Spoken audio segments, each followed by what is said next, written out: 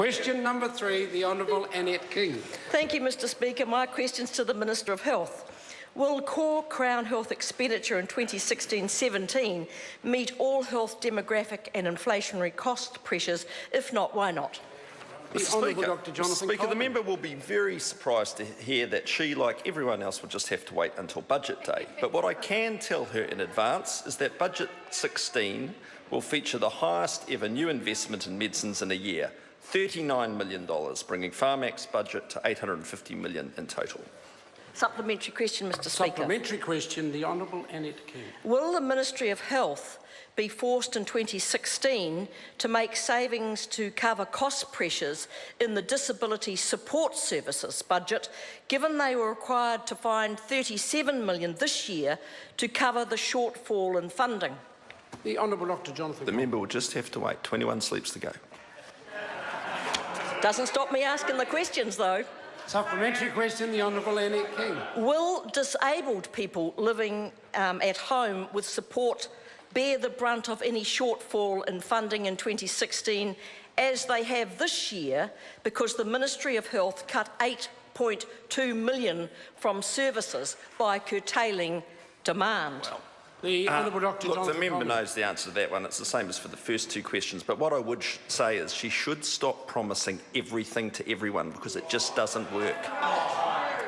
Well, I'll certainly promise them to disabled people. No. We'll just have the supplementary question. Oh, thanks, Mr Speaker. Supplementary question, the Honourable Annette. Will Budget 2016 fully fund the recent sleepover settlement, having underfunded the settlement by $13 million this financial year?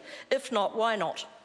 The Honourable Dr Jonathan Coleman. Well, I tell you what it won't do. It won't double the health budget and cut 7,400 appointments in two. Order. I want the question answered. I don't want. I want an answer to the question that was asked. If the member wants to repeat the question to assist the minister. Point of order first, Mr Speaker. Point of order, the Honourable. Mr Speaker, when you were standing on your feet and ruling, the minister was saying it was stupid, and I think he ought to apologise to you. No, I didn't hear that. If the member wants to ask the question again, we can move on.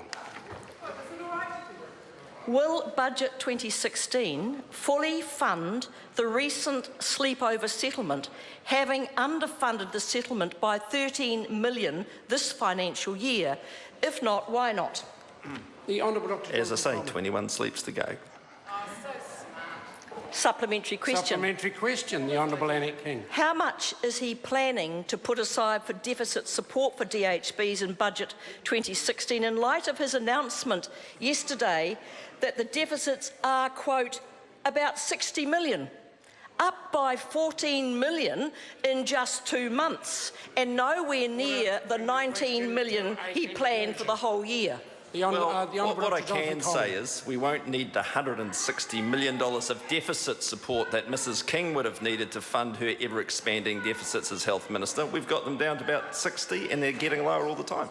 Point of order, Mr Speaker. Point of order, the Honourable Annette. Mr Speaker, the Minister on several occasions has made claims about when I was Minister of Health. In fact, the dates that he uses that I was Minister of Health, I was not.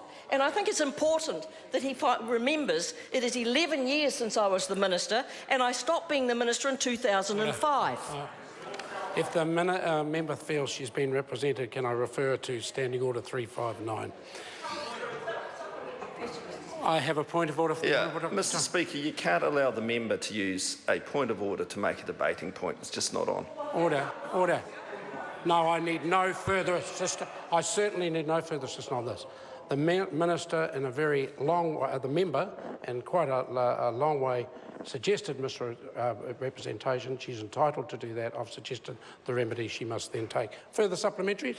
Supplementary yes, question, Mr Speaker. When will he stop the smoke and mirrors routine with the health budget, especially for the people of Canterbury, where he was forced to put in $6.6 million for mental health services recently, while at the same time demanding the DHB make $15 million in cuts?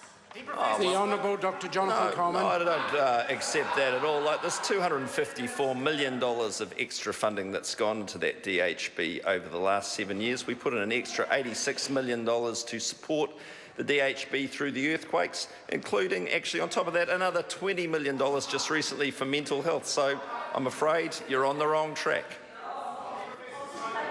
Order. Question number 4.